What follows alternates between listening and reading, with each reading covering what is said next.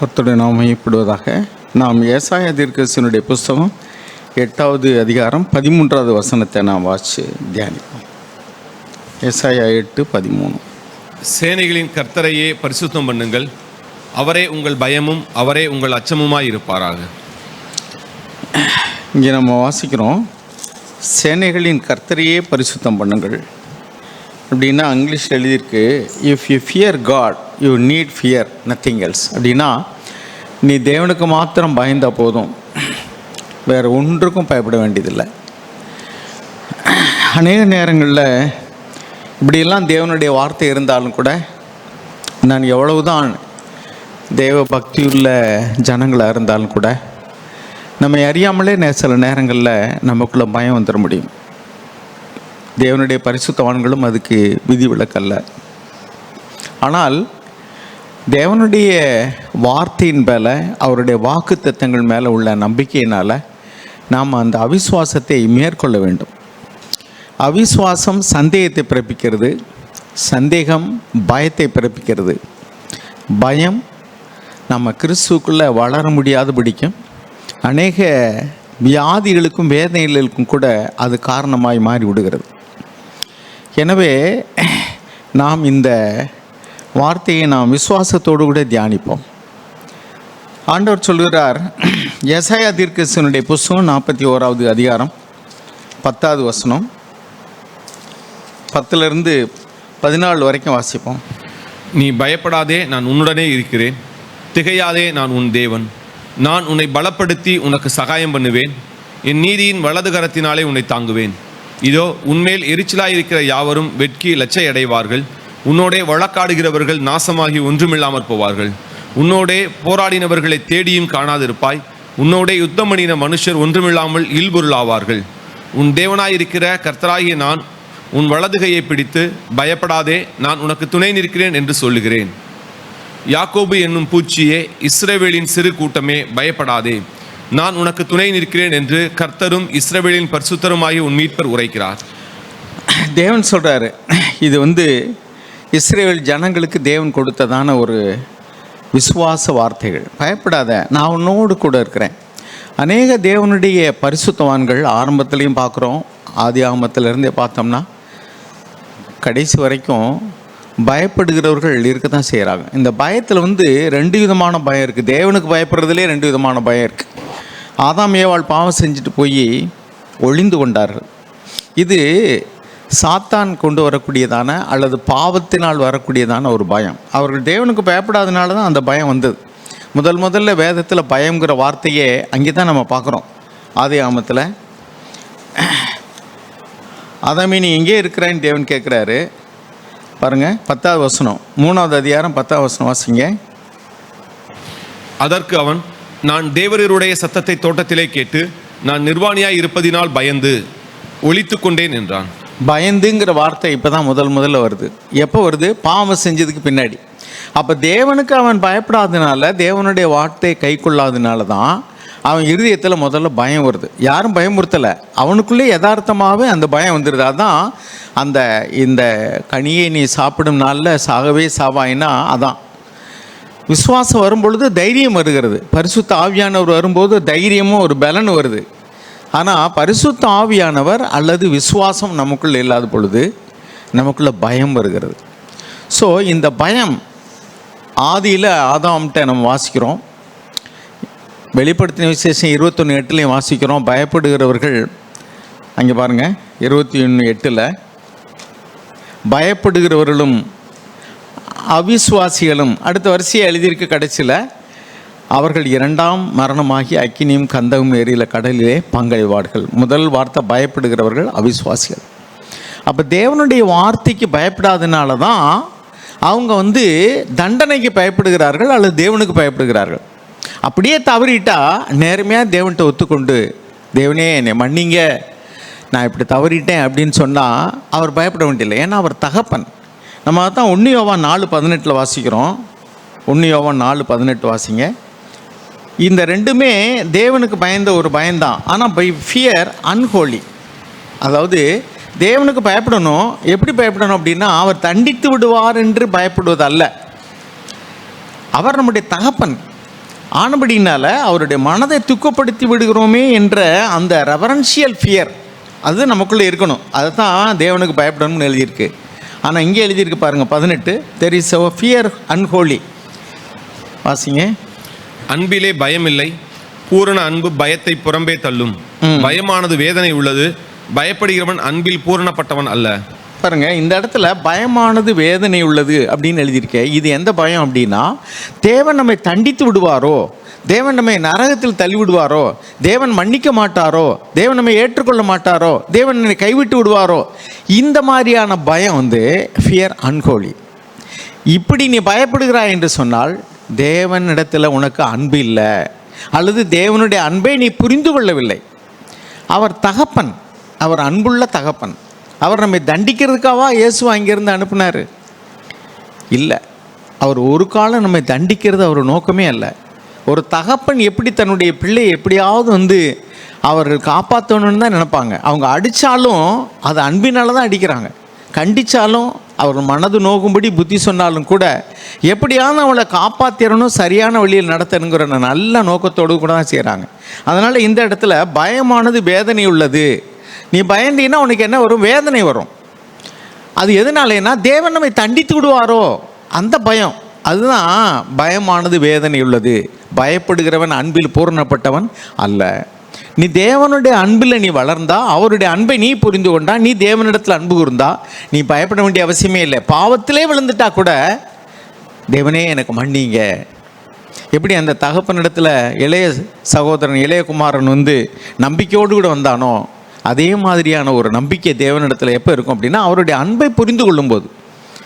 அவர் வந்து சொல்கிறாரு, உன் தாய் உன்னை, ஒரு கர்ப்பத்தின் அந்த பாலகனுக்கு தாய் அவளிடத்தில் அன்பு கூறாமல் இருப்பாளோ, கைவிடுவாளோ, அப்படி தாய் கைவிட்டாலும் தகப்பன் கைவிட்டாலும் நான் உன்னை கைவிட மாட்டேன்னு சொல்லக்கூடிய தேவன் எப்படி அவர் கைவிடுவார்? அப்போ தேவனிடத்தில் அன்பு கூறுகிறவனுக்கு அன்பு கூறும்போது, தேவனிடத்தில் விசுவாசம் வைக்கும்போது அந்த பயத்தை அது புறம்பே தள்ளும். விசுவாசம் உள்ளே வந்துருச்சுன்னா பயம் வெளியே போயிடும். விசுவாசம் வெளியே போயிடுச்சுன்னா பயம் உள்ளே வந்துடும். ஸோ அவிசுவாசத்துக்கும் பயத்துக்கும் நிறைய நெருக்கம் இருக்குது. விசுவாசங்கிறது நமக்குள்ள விசுவாசங்கிறது என்ன? தேவனுடைய வார்த்தையை நம்புறது, அவருடைய வாக்குத்தத்தத்தை நம்புறது, அவருடைய அன்பை நம்புறது, அவருடைய வல்லமையை நம்புறது. தேவன் சர்வ வல்லமை இல்லை தேவன். அவரால் செய்ய முடியாத காரியம் ஒன்றுமே இல்லை.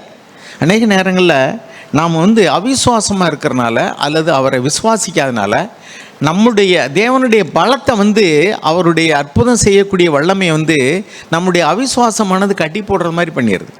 மார்க் எழுதின சுவிசேஷம் 6வது அதிகாரம். அருமையானவர்களே, நம்ம விசுவாசிக்காமல் முடியாதனால தேவன் வந்து நம்ம விசுவாசிக்க வேண்டும், தேவனை நம்ப வேண்டும் என்று அவர் எதிர்பார்க்கிறார். 6வது அதிகாரம் 1 வாசிங்க. அவர் அவ்விடம் விட்டு புறப்பட்டு தாம் வளர்ந்த ஊருக்கு வந்தார். அவருடைய சீஷரும் அவரோடே கூட வந்தார்கள். ஓய்வு நாளான போது ஜெப ஆலயத்தில் உபதேசம் பண்ண தொடங்கினார். அநேகர் கேட்டு ஆச்சரியப்பட்டு, இவை இவனுக்கு எங்கே இருந்து வந்தது? இவன் கைகளினால் இப்படிப்பட்ட பலத்த செய்கைகள் நடக்கும்படி இவனுக்கு கொடுக்கப்பட்ட ஞானம் எப்படிப்பட்டது? இவன் தச்சன் அல்லவா? மரியாளுடைய குமாரன் அல்லவா? யாக்கோபு, யோசே, யூதா, சீமோன் என்பவர்களுக்கு சகோதரன் அல்லவா? இவன் சகோதரிகளும் இங்கே நம்மிடத்தில் இருக்கிறார்கள் அல்லவா என்று சொல்லி அவரை குறித்து இடரல் அடைந்தார்கள். இயேசு அவர்களை நோக்கி, தீர்க்கதரிசி ஒருவன் தன் ஊரிலும் தன் இனத்திலும் தன் வீட்டிலுமே அன்றி வேறெங்கும் கனவீனமடையான் என்றார். அதுக்கடுத்து வாசிங்க. அங்கே அவர் சில நோயாளிகள் மேல் கைகளை வைத்து அவர்களை குணமாக்கினதே அன்றி வேறொரு அற்புதமும் செய்யக்கூடாமல் அவருடைய அவிசுவாசத்தை குறித்து ஆச்சரியப்பட்டு கிராமங்களிலே சுற்றித் திரிந்து உபதேசம் பண்ணினார். போதும் பாருங்க, அவர் அங்கே அவர்களுடைய அவிசுவாசத்தினாலே அநேக அற்புதங்களை செய்ய முடியவில்லை. ஒரு சிலரை சுகமாக்கினதோடு கூட போயிட்டார். அப்படின்னா என்ன அர்த்தம்? அவர்களுக்குள்ள விசுவாசம் இருந்தால் அநேகம் பேர் அங்கே சுகமாக இருப்பார்கள். அநேகம் பேர் ஆண்டவரிடத்திலிருந்து அற்புதங்களை பெற்றுக்கொள்ள முடியும். ஆனால் அவரிடத்துல விசுவாசம் இல்லை. அருமையானவர்களே, நாம் வந்து இது ஆண்டவர் சொன்னார் லூக்கா 9:41 அற்ப விசுவாசத்தையும் அவிசுவாசத்தையும் ஆண்டவர் கடந்து கொண்டார். லூக்கா 9:41 வாசிங்க. இயேசு பிரதியுத்தரமாக, விசுவாசமில்லாத மாறுபாடான சந்ததியே, எதுவரைக்கும் நான் உங்களோடு இருந்து உங்களிடத்தில் பொறுமையாய் இருப்பேன்? உன் மகனை அவிசுவாசம் உள்ள, அதாவது விசுவாசம் இல்லாத மாறுபாடான சந்ததியே என்று கடிந்து கொண்டார். பேதுரு கடலில் நடந்து வரும்படி கேட்டார். மத்தேயு 14 நமக்கு தெரியும். நீரே ஆனால் நானும் வரணும் வான்னு சொல்லிட்டாரு. அவர் நடந்து வந்தார். அந்த சுற்றுப்புறத்தை பார்த்தா இங்கே காற்றும் புயலும் வர்றதை பார்த்துட்டு நடந்த பேதுரு மூழ்க ஆரம்பிச்சிட்டார். அப்போ அந்த சுற்றுப்புற சூழ்நிலையை பார்த்த உடனே இயேசுவை மறந்து விட்டார். இயேசு தான் வர சொல்லி வர்றாரு, இவ்வளோ தூரம் நடந்துட்டாரு. ஆனால் நடந்த பின்னாடி அவருக்குள்ள ஒரு அவிசுவாசம், ஒரு சந்தேகம். ஐயோ காற்று பலமாக இருக்கே அப்படின்னு பார்த்த உடனே மூழ்க ஆரம்பிச்சிட்டார். உடனே நல்ல வேலை, இயேசுவே ஆண்டவரே என்னை காப்பாற்றுங்கன்னு சொன்னோடனே இயேசு ஆண்டவர் காப்பாற்றினா. என்ன சொன்னார் தெரியுமா? அற்ப விசுவாசியே ஏன் சந்தேகப்பட்டாய். அப்போ அற்ப விசுவாசம், விசுவாசத்தில் உள்ள குறை சந்தேகத்தை கொண்டு வருகிறது. சந்தேகம் அவர்களை வீழ்ச்சியடை செய்து விடுகிறது.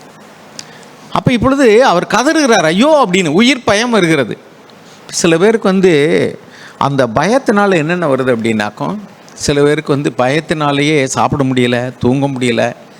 அவர்களுடைய எதிர்காலத்தை குறித்ததான பயம், வியாதியை குறித்ததான பயம், அப்படி பலவிதமான பயங்கள் மனிதர்களுக்குள்ள வரும் பொழுது அந்த பயம் அவர்களுக்குள்ள தூக்கமின்மையை கொண்டு வருகிறது, மன அழுத்தத்தை கொண்டு வருகிறது, அல்லது அவர்களுக்குள்ள அல்சர் போன்ற வியாதிகள் எல்லாம் வருகிறதாக சொல்கிறார். இன்னும் கார்டியோவாஸ்குலர் அப்படின்றாங்க, அதாவது இருதயம் சம்பந்தப்பட்டதான வியாதிகள் கூட ஒரு சிலருக்கு வருகிறது. அப்போ வியாதிகள் வருகிறதற்கு அவிசுவாசம் காரணம். தேவனுக்கு பயந்தோம்னா நம்ம எதாவது பாவம் செஞ்சுட்டா மனம் திரும்புவோம், யார்கிட்டையாவது மன்னிப்பு கேட்கணும்னா மன்னிப்பு கேட்போம், கொடுக்கல் வாங்கல காரியம்னா அதை சரி பண்ணுவோம். இதெல்லாம் நமக்கு பிரச்சனையே இல்லை. தேவனே எனக்கு உதவி செய்யுங்க, என்னை மன்னிங்க அப்படின்னா ஆண்டவர் நமக்கு மன்னிக்கிறதுக்கு ரெடியாக இருக்கிறாரு. அவரை நோக்கி கூப்பிடும் பொழுது நம்ம சங்கீதம் 50:15 வாசிக்கிறோம். சின்ன பிள்ளைகளுக்கெல்லாம் சொல்லிக் கொடுப்போம். உன் ஆபத்து வேலையில் என்னை நோக்கி கூப்பிடு, நான் உன்னை விடுவிப்பேன், நீ என்னை மகிமைப்படுத்துவாய். இதெல்லாம் நம்ம அவருடைய வார்த்தைகளை அப்படியே மனதுக்குள்ளே வச்சுருந்தோம்னா அந்த நேரத்தில் தேவன் சொல்லும், என்னென்ன கூப்பிடுப்பா. அந்த யோனா தீர்க்கதரிசி தப்பு பண்ணிட்டார். அதனால் தேவன் அவரை கடலுக்குள்ளே தூக்கி போட்டாங்க, அது மீன் அவரை விழுங்குச்சு. இது எல்லாமே தேவனுக்கு தெரியும், அவர் ஒன்றுமே செய்யலை. ஆனால் எப்போ அவரை நோக்கி கூப்பிட்டாரோ, மீன் வயிற்றுக்குள்ளேருந்து அவர் கூப்பிட்றாரு. உடனே நான் தான் சொல்லதை கேட்காம நீ போயிட்டில்ல போ அப்படின்னு சொல்லவே இல்லை. அவனுக்கும் அவர் இறங்குகிறார். நான் கர்த்தரை நோக்கி கூப்பிட்டேன், ஆளி என்னை சூழ்ந்து கொண்டது. இப்படிலாம் அவர் அந்த நேரத்தில் ஆண்டவர் நோக்கி கூப்பிடுகிறார். அப்பொழுதும் ஆண்டவர் அவருக்கு இறங்குகிறார். நினிவே பட்டணத்துக்கு விரோதமாக தான் இன்னும் 40 நாள் இந்த பட்டணம் அழிக்கப்பட்டு போகும்னு சொல்லி ஆண்டவர் சொன்னார். ஆனால் அந்த பட்டணம் அழியாதபடிக்கு அவங்க எல்லாரும் ரெட்டை உடுத்தி சாம்பலில் உட்காந்து எல்லாரும் ஆண்டவர் நோக்கி கூப்பிட்டாங்க. ஆண்டவர் இறங்கினார். So is a compassionate God. அவர் நாம் பாவம் செஞ்சிட்டோங்கிறதுக்காக நம்மளை தண்டிக்கன்னு நினச்சாருன்னா யாருமே இங்கே இருக்க முடியாது. நம்ம எல்லாரும் ஏகமாய் பாவம் செய்து கெட்டு போனவங்க தான். எல்லாரும் பாவம் செய்து ஏகமாய் கெட்டு போனார். நீதிமான் ஒருவனுமே இல்லைன்னு இருக்கு. இயேசு ஆண்டவரை தவிர வேறு யாருமே நீதிமான் கிடையாது. அப்படின்னா தேவன் நம் பட்சத்தில் இருக்கிறார். தேவன் நம்முடைய பட்சத்தில் இருந்தால் மனுஷன் நமக்கு என்ன செய்வான்? இப்போ இந்த பயம்ங்கிறது எப்படிலாம் வருதுன்னாக்கும் பாருங்கள். யாராவது சாபம் போட்டாங்கன்னா ஒரு பயம். இப்போ சோசியக்காரன் வர்றாங்க, என்னதான் வர்றாங்க, உங்களுக்கு பயத்தை உண்டு பண்ணும்படி வார்த்தைகளை சொல்கிறாங்க. இன்றைக்கும் பாருங்கள், நீங்கள் யூடியூப்பில் இந்த சோசியல் மீடியாலலாம் ஏதாவது பார்த்தீங்கன்னாக்கா உங்களுக்கு நிறைய பயம் வந்துடும். உங்கள் பணத்தை திருட போகிறாங்க, ஆபத்து வரப்போகுது, அப்படி வரப்போகுது, குண்டு போட போகிறான், வியாதி வரப்போகுது, என்னென்னத்தையோ பயத்தை கிளப்பி விடுவாங்க. இந்த கொரோனா பீரியட்லாம் நம்ம பார்த்தோம். முதல்ல அந்த கொரோனா வந்த புதுசில் ஃபைலை தொட்டால் கொரோனா வந்துடும். நம்மளாம் காய்கறியெல்லாம் போட்டு கழுவிட்டு கிடந்தோம் இல்லையா? ஏன்னா பயமானது அந்த வேதனையை நமக்குள்ளே கொண்டு வந்துடுது. ஓரளவுக்கு பயம்ங்கிறது விழிப்புணர்வை தருகிறதுனா, எச்சரிக்கை உணர்வை தருதுன்னா நல்லதான். இப்போ நம்ம ரோட்டில் யாராவது தாறுமாறாக வண்டி ஓட்டிகிட்டு போனோன்னா ஓரமாக ஒதுங்கிக்கிறோம், நாயை பார்த்தோன்னா ஓரமாக ஒதுங்கிக்கிறோம், குடியாரனை பார்த்தா நம்ம வாட்டில் ஒதுங்கி போயிடுறோம். ஏன்னா அதெல்லாம் நமக்கு ஒரு எச்சரிக்கை உணர்வை தருகிறது. தொற்று நோய்கள் வருது அப்படின்னா நம்ம மாஸ்க் போட்டுக்கிறோம், கூட்டமாக இருக்கிற இடங்களுக்கெல்லாம் போகாதீங்கன்னா போகிறோம். அது ஒரு விதமான பயம்தான். பட் அது எச்சரிக்கை உணர்வை தரக்கூடியதான ஒரு விழிப்புணர்வை ஏற்படுத்தக்கூடியதான ஒரு பயம். அது நமக்கு பெரிய பாதிப்பு உண்டு பண்ணாது, அது நல்லது தான் செய்யும். ஆனால் அதே இது நமக்கு தொடர்ச்சியாக உயிருக்கே ஆபத்தை நினச்சோம்னா, யாராவது ஒருத்தர் சாபம் போட்டால் செத்து போயிருமோ பாருங்கள். சிலருக்கு வியாதியை பற்றிய பயம், சிலருக்கு யாராவது சாபம் போட்டால் பயம். பைபிள் எழுதியிருக்கு, இஸ்ரவேலுக்கு விரோதமான மந்திரவாதம் இல்லை, யாக்கோப்புக்கு விரோதமான குறி சொல்லும் இல்லை. நீ அவன் குறி சொல்கிறவன் சொன்னாலும் சரி, மந்திரம் பாதவன் சொன்னாலும் சரி, அல்லது சாவமே போட்டாலும் சரி, நீ கவலைப்படாத. நீ தேவனுக்கு மாத்திரம் பயந்தேன்னா போதும், நீ ஒன்றுங்க பயப்பட வேண்டவே அவசியமே இல்லை. எத்தனை பேர் அந்த வார்த்தையை விசுவாசிக்கிறோம்? ஆமாம், நான் நோயை உன்னை விட்டு விளக்குவேங்கிறார். பிசாசை கண்டு நம்ம பயப்பட வேண்டியதில்லை. யாக்கோபு 4:7 வாசிக்கிறோம். இங்கே என்ன எழுதியிருக்கு? பிசாசுக்கு எதிர்த்து நில்லுங்கள், அவன் ஓடி போவான்னு எழுதியிருக்கு. நம்மெல்லாம் பிசாசு விரட்டுற கூட்டம். நம்ம யார்? ஒரு காலத்துலலாம் வந்து ப்ரேயருக்கு எங்கேயாவது இடம் கொடுக்கலன்னு சொன்னால் சரி, ஏதாவது இந்த பேய் பிசாசுன்னு சொல்லிட்டு ஒரு வீடுகளில் ஆளே வரமாட்டாங்க. யாராவது தற்கொலை பண்ணிக்கிட்டாங்க, நான்கிட்டு சேர்த்துட்டாங்க அப்படின்னா அப்படி வீடுகளாக தான் போய் பிடிக்கிறது. நாங்கள் ஒரு காலத்தில் வந்து இங்கே காளையார் கோயிலையே ஜெப வீட்டுக்கு பிடிக்கும்போது ஒரு வீடு அப்படி தான். ஏன்னா அந்த வீடு யாரும் வரமாட்டாங்க, சீப்பாக கிடைக்கும். ஸோ அந்த வீடுகளை போய் நம்ம பிடிச்சிக்க வேண்டியதுதான். அதே மாதிரிக்கு வந்து நம்ம ஒரு மீட்டிங் வைக்கிறோம்னா அல்லது கல்யாணம் வைக்கிறோம்னா அந்த ஆஸ்பீசியஸ் டேஸுங்களா, அதாவது நல்ல நாள் பார்க்குறவங்க பூரா நல்ல நாளில் புக் பண்ணிடுவாங்க. நல்லா இல்லாத நாள்னு சில கிடைக்கும். அன்றைக்கி போனால் நமக்கு சீப்பாக கிடைக்கும், சமயக்காரர் கிடப்பாங்க. ஸோ நம்மளாம் யார்? பேய் ஓட்டிகள். அதனால் நல்ல நாள் கெட்ட நாள்னால் நம்ம பார்க்க வேண்டிய அவசியமே இல்லை. நாளை குறித்தும் கவலைப்பட வேண்டாம், அது நம்மளை குறித்து கவலைப்படும். அதனால் நம்ம பயப்பட வேண்டிய அவசியமே இல்லை. எத்தனை பேருக்கு இந்த விசுவாசம் இருக்குது? அருமையானவர்களே, நான் சொன்னேன், நம்ம மாம்சத்தில் இருக்கிறபடினால சில நேரங்களில் நமக்கு சில பயம் வரலாம், திடீர்னு அப்படி வரும். ஆனால் அது நம்முடைய இருதயத்துக்குள்ள எப்படி வந்து அந்த பறவை வந்து மேலே பறக்கிறத நம்ம தடுக்க முடியாது, ஆனால் அது கூடு கட்டுறதை தடுக்க முடியும். அதே மாதிரிக்கு அப்படி மனசில் அப்படி ஃப்ளாஷ் மாதிரி வரும், திடீர்னு ஒரு அதிர்ச்சியில் அப்படின்னு பயந்துடுறோம். அல்லது ஏதாவது ஒருத்தன் வேகமாக வர்றான், ரோட்டில் வண்டியில் தாறுமாறாக ஓடிக்கிட்டு ஐயோ அப்படின்னு பயந்து நிற்கிறோம். இது மாதிரியான சில பயங்கள் அப்படின்னு வந்துட்டு அப்படி போகும். அது ஒன்றும் நம்மளை தொடர்ச்சியாக பாதிக்கிறதில்ல. If it is a chronic fear, அது தொடர்ச்சியாக நம்மளை அழுகை செய்யுது, எப்போ பார்த்தாலும் நமக்குள்ளே ஒரு நிம்மதி இல்லாமல் நம்மளை ஹவுஸ் அரெஸ்ட் பண்ணது மாதிரிக்கு நம்முடைய சிந்தனையெல்லாம் அப்படியே பயத்திலேயே ஓடிட்டுருக்கு அப்படின்னாக்கும், அந்த பயம் அது வேதனை உள்ளது, அது கவலையை தருகிறது, அது எலும்பூரிக்கு நோயை போல், அது தூக்கம் வராது நமக்கு, எப்போ பார்த்தாலும் அந்த எண்ணமே இருக்கும். we will become unproductive. அப்படின்னா நம்ம வந்து ஒரு நல்லா வேலை செய்ய முடியாது. ஏன்னா நம்ம எந்த வேலையை செய்கிறோமோ அதில் கவனம் செலுத்துறதுக்கு பதிலாக நாம் வந்து அப்படியே எங்கேயாவது அப்படியே பயந்துக்கிட்டே இருப்போம். எதை நினச்சாலும் ஐயோ என் பிள்ளைக்கு என்னாகுமோ, இந்த வியாதி என்னாகுமோ, அல்லது எதிர்காலம் என்னாகுமோ, அந்த சாபம் என்னாகுமோ. சில பேருக்கு மரண பயம். வேதத்தில் எழுதியிருக்கு, தேவன் மரண பயத்திலிருந்து விடுதலையாக்கும்படி வந்தார். எபிரேயர் 2:15 நம்ம வாசிக்கிறோம். எபிரேயர் 2:15 வாசிங்க. ஜீவகாலமெல்லாம் மரண பயத்தினாலே அடிமைத்தனத்திற்கு உள்ளானவர்கள் யாவரையும் விடுதலை பண்ணும்படிக்கும் அப்படியானார். தேவன் இந்த பூமிக்கு வந்ததனுடைய நோக்கம் பாவத்திலிருந்து விடுதலை, பாவத்தின் தண்டனையிலிருந்து விடுதலை, பாவத்தின் வலிமை ஈர்ப்பிலிருந்து விடுதலை, பிசாசனுடைய எல்லா விதமான அடிமைத்தனத்திலிருந்து விடுதலை, பிசாசு குறித்ததான பயத்திலிருந்து விடுதலை, மரண பயத்திலிருந்தும் விடுதலை. அப்போ இயேசு ஆண்டவர் வந்து மரித்து உயிரோடு வந்து, மரணம்னா பயப்படாதப்பா, தூங்கி எந்திரிக்கிற மாதிரி தான். நீ ஒரு நாள் தூங்கிட்டு எந்திரிக்கிறா, நான் 3 நாள் தூங்கிட்டு எந்திரிச்சேன் பாரு, இவ்வளோதான். சரீரம் வந்து அழிந்து போகலாம், ஆனால் அவனுடைய ஆவியும் ஆத்மாவும் அழிந்து போவதே இல்லை, கவலைப்படாத. அதனால தான் தேவன் சொல்கிறாரு, நான் யாக்கோபின் தேவன், ஈசாக்கின் தேவன், ஆபிரகாமின் தேவன் சொல்கிறாரு. ஆபிரகாம், ஈசாக்கு, யாக்கோப்லாம் மரித்து போயிட்டாங்க, ஆனால் தேவன் இன்னும் அவர்களை பார்க்குறாரு. ஏன்னா அவர்கள் சரீரத்தை நம்ம பார்க்க முடியல, மரித்து போயினாங்கன்னு சொல்கிறோம். ஆனால் அவருடைய ஆத்மாவையும் ஆவியையும் தேவனுக்கு முன்பாக அது ஜீவனுள்ளதாக இருக்குது. ஆத்மா எப்போ மரித்து போகுது? பாவம் செய்யும் போது தான். அருமையானவர்களே, வேதம் தெளிவாக சொல்கிறது, காலமெல்லாம் மரண பயத்திலிருந்த மனிதர்களை விடுதலையாக்கும்படிக்கு. மரணம் என்பது பயப்படுவதற்குரியதே அல்ல. நம்ம பாவத்திலிருந்து விடுதலை ஆகிட்டோம்னா, பவுல் சொன்னது போல் நம்மளும் சொல்ல முடியும், கிறிஸ்து எனக்கு ஜீவன், சாவு எனக்கு ஆதாயம். If I die, I will be with God. It is profit. It is a profit. நான் வந்து மரித்தேன்னா நான் இன்றைக்கி தேவனோடு இருப்பேன், இளைப்பாறுதலோடு இருப்பேன். வலி இல்லை, வேதனை இல்லை, பயம் இல்லை, அழுகை இல்லை, பசி இல்லை, வியாதி இல்லை, துக்கம் இல்லை, கண்ணீர் இல்லை, கவலை இல்லை. அப்படி இடத்துக்கு தான் நான் போக போகிறேன். எதுக்கு நான் பயப்படணும்? ஆமர்மையானவர்களே, மரண பயத்தில் இருக்கிறவர்களை விடுதலையாக்கும்படிக்கு இயேசு ஆண்டவர். மரணம்னா ஒன்றுமே இல்லைப்பா, தூங்கி எந்திரிக்கிற மாதிரி தான். ரெண்டாவது, மரணம்ங்கிறது வந்து சரீரத்துக்கு தானே ஒழிய அது ஆவிக்கு ஆத்மாவுக்குள்ள. நீ பாவம் செய்யும்போது மாத்திரம்தான் அவனுடைய ஆத்மாவில் மரணம் வரும். அதை குறித்து எச்சரிக்கையார் ஆண்டவரே சொன்னார், சரீரத்தை மாத்திரம் கொள்ள வல்லவர்களுக்கு நீங்கள் பயப்பட வேண்டாம். உங்கள் ஆத்மாவை சேர்த்து நரகத்தில் தள்ள வல்லவருக்கே பயப்படுங்கன்னு சொன்னார். ஆண்டவர் அடிக்கடி சொன்ன வார்த்தை வந்து பயப்படாத பயப்படாத பயப்படாத. நிறைய இடங்கள் ஆண்டவர் சொல்கிறார், பயப்படாதே சிறுமந்தையே. பாருங்கள், பயம் வந்து வரும்போது என்ன செய்யுது அப்படின்னா, ஆபிரகாம் தேவனுக்கு பயந்தார், மனுஷனுக்கு பயந்தார். அதனால் என்ன செஞ்சார்? பொய் சொல்லிட்டார் இல்லையா? மனைவியை போய் சகோதரிங்கிறார். காரணம் என்ன? அங்குள்ள மனிதர்களை குறித்து, ஏன்னா அவங்களுக்கு தெய்வ பயம் இல்லை, அதனால் என்னை கொண்டுருவாங்களோன்னு நினச்சேன். மரண பயம் தானே, மனிதர்களுக்கு பயம், அது மரண பயம். அதே மாதிரி பேதுரு, ஐயோ செத்து போயிடணும் முழுகிறேனே, இன்னொரு இடத்துலையும் பயந்தார். எங்கே? 3 தடவை மறுதளிச்சார். பயம் பொய் சொல்லும்படி நடத்தி விட்டது.